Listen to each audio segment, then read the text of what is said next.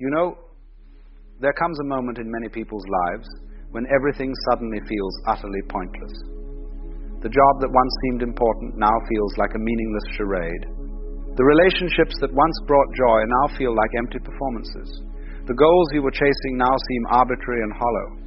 And you look at your life and think, what's the point of any of this? Why am I doing what I'm doing? What does any of it matter? This is not depression, necessarily, though it might look like it from the outside.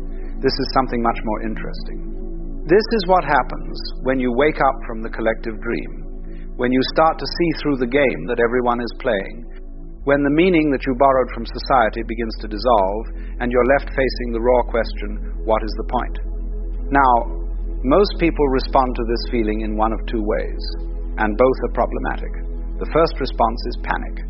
They feel the pointlessness and immediately try to run from it, to distract themselves, to create new meanings, new goals, new purposes. They throw themselves into work, into relationships, into causes, into addictions, anything to avoid sitting with that uncomfortable feeling that nothing matters. The second response is resignation. They accept the pointlessness as a final truth and sink into a kind of nihilistic despair. If nothing matters, why do anything? Why get out of bed? Why engage with life at all? They become paralyzed by the very insight that could have freed them. But I want to suggest a third response, a response that's actually quite revolutionary. What if the feeling that everything is pointless is not a problem to be solved, but a doorway to be walked through? What if it's not the end of meaning, but the beginning of a much deeper kind of meaning? Let me explain what I mean. When you feel that everything is pointless, what you're really recognizing is that all the meanings you've been living by are invented. They're made up. They're stories that human beings have told themselves to make sense of existence.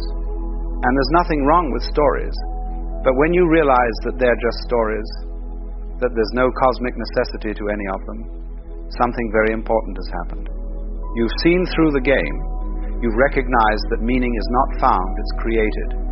And once you see this, you can never go back to the innocent belief that your job or your relationship or your cause has some inherent, absolute meaning. The spell is broken. And this feels pointless at first because you've lost the meanings you were borrowing from outside yourself. Society told you that success matters, that family matters, that progress matters, that leaving a legacy matters. And you believed it. You made these borrowed meanings your own and built your life around them. But now you've seen that these are just agreements, just collective stories that we've decided to take seriously. And once you see the arbitrary nature of these meanings, they lose their power over you.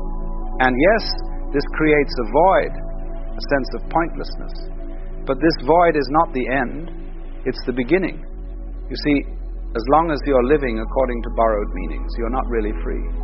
You're like an actor who's so identified with their role that they've forgotten their acting. You take the script seriously because you think it's real, because you think it matters in some absolute sense. But when you realize it's just a script, just a story, you're suddenly free to play the role differently, or to choose a different role entirely, or to write your own script. The feeling of pointlessness is the recognition of your freedom. It's the moment when you realize that you don't have to live according to anyone else's definitions of what matters. You're free to decide for yourself what's meaningful, what's worth doing, how you want to spend your brief time in this strange existence. But here's where most people make a mistake. They think that because nothing has inherent meaning, they now need to create meaning, to impose meaning on a meaningless universe. And so they go searching for their purpose, their passion, their mission. They think they need to figure out what their life is supposed to be about and then dedicate themselves to it. But this is just another trap. This is taking the feeling of pointlessness and trying to cover it up with a new story, a new meaning, a self-created purpose. And while this might work for a while, it's ultimately just another game, just another way of avoiding the deeper truth. The deeper truth is this: life doesn't need a point. Existence doesn't require justification. You don't need a reason to be here or a purpose to fulfill. The question, what's the point, is itself based on a misunderstanding, on the assumption that there should be a point, that meaning is something life owes you. But what if life is not a journey towards some goal, not a problem to be solved, not a story that needs a satisfying conclusion? What if life is more like music or dance? You don't listen to a symphony in order to reach the end. You don't dance in order to arrive somewhere. The point of music is the music itself. The point of dancing is the dancing itself. It's not going somewhere. It's already here, fully present in each moment. In the same way, the point of life is simply living, simply being, simply the experience of existence itself. Not for anything, not toward anything, but as an end in itself. This very moment, exactly as it is the point. This breath, this sensation, this thought, this feeling, this is it. There's nothing else you need to get to, nothing else you need to achieve, no higher meaning you need to discover.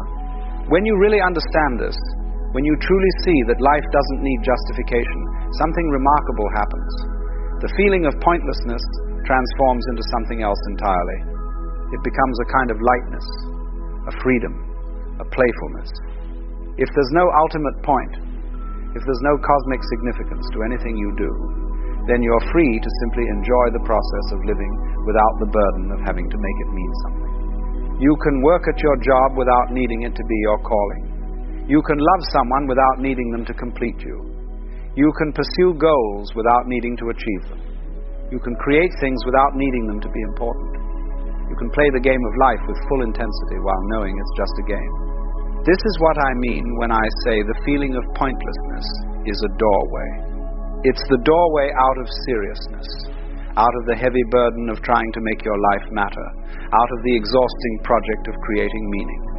On the other side of that doorway is a kind of freedom that most people never experience.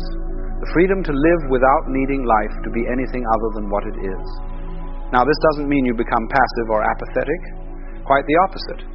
When you're no longer burdened by the need to make everything meaningful, you're actually more free to engage fully with life. You can throw yourself into activities with complete abandon, not because they matter in some ultimate sense, but simply because they're what's happening, because they're the form that life is taking in this moment. Think about a child playing. The child isn't worried about the meaning of the game. The child isn't asking, what's the point of playing? The child is simply absorbed in the playing itself, fully present, fully engaged. And then the game ends, and the child moves on to something else without any sense that the game needed to have a lasting purpose or significance. This is how you can live when you've walked through the doorway of pointlessness. You can engage with life fully and passionately, and then let it go and move on to the next moment, the next game, the next experience. Nothing needs to be permanent. Nothing needs to be ultimately meaningful. Everything can be enjoyed for what it is, in the moment that it's happening. But what about the big questions? What about death? What about suffering? What about the fact that everything you do will eventually be forgotten? That the universe will end? That nothing you create will last forever? Doesn't this make everything pointless? Only if you think the point of life is to leave a permanent mark, to create something that lasts, to be remembered. But why should that be the point? The sunset is beautiful, and then it's gone. The flower blooms, and then it wilts. The wave rises, and then it falls back into the ocean. Nothing about the temporary nature of these things makes them less valuable, less beautiful, less worth experiencing. In fact, it's precisely because things are temporary that they're precious. If the sunset lasted forever, would you still stop to watch it? If flowers never wilted, would you treasure them? The poignancy of life, its bittersweet beauty, comes from the fact that it's fleeting, that each moment happens only once, that everything is always already passing away, even as it's arriving.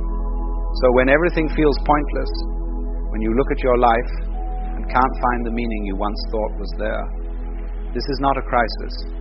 This is an opportunity. It's the opportunity to stop living for some imaginary future point, some goal or achievement or legacy, and to start living for the sheer fact of being alive, for the immediate experience of existence. What do you do when everything feels pointless? You stop asking what the point is. You stop trying to justify your existence or prove your worth or make your life matter. You simply live. You breathe, you eat, you walk, you talk, you work, you play, you love, you create, not because any of it means something in the grand scheme of things, but because this is what life is. This is what's happening. This is the dance you're dancing. And in this surrender, in this letting go of the need for meaning, you might discover something surprising. You might discover that life becomes more vivid, more immediate, more alive when you stop trying to make it mean something. Colors are brighter when you're not worried about their significance. Food tastes better when you're not concerned with its purpose. Relationships are more intimate when you're not using them to fill some void. The pointlessness, when you really embrace it, becomes a kind of freedom. It's the freedom to be completely here, completely present, completely engaged with what is, without the overlay of meaning, without the weight of significance, without the burden of purpose. Let me tell you a Zen story that illustrates this. A student comes to the master and says, "Master, I've studied all the scriptures, I've practiced all the techniques, I've contemplated all the koans, but still, I don't understand. What is the meaning of life?" And the master says, "Have you eaten your breakfast?" The student says, "Yes." The master says, "Then go wash your bowl." You see, the student is looking for some grand cosmic meaning, some ultimate purpose. But the master is pointing to the simple fact of living. Eat your breakfast, wash your bowl. This moment, this activity, this simple fact of existence, this is it. There's nothing else you need to find, nothing else you need to understand. When everything feels pointless, this is what you do. You eat your breakfast, you wash your bowl, you do what's in front of you to do, not because it has some grand meaning, but because this is the form that life is taking right now. You're here, you're alive, and this is what being alive looks like in this moment. And gradually, if you stay with this, if you don't run back to searching for meaning or sink into despair, you begin to notice something. You begin to notice that the question itself dissolves. What's the point? Stops being a relevant question. It's like asking what the point of a sunset is, or what the purpose of a mountain is, or what a river means. These questions don't make sense because these things don't exist for any reason beyond themselves. They're not means to an end. They're ends in themselves. And so are you. You're not here to accomplish something, or to fulfill some purpose, or to make your life mean something. You're here because you're here. You're alive because you're alive. And that's enough. That's more than enough. That's everything. So when everything feels pointless, celebrate. You've seen through the game. You've recognized that all the meanings you were chasing were just stories. And now you're free. Free to live without the burden of having to make it all matter. Free to enjoy the sunset without needing it to teach you a lesson. Free to love without needing it to complete you. Free to work without needing it to define you. Free to simply be alive for no reason at all. This is the great liberation that comes from walking through the doorway of pointlessness. On the other side, you discover that life was never about the point. You know, there's something rather amusing about this whole spiritual business.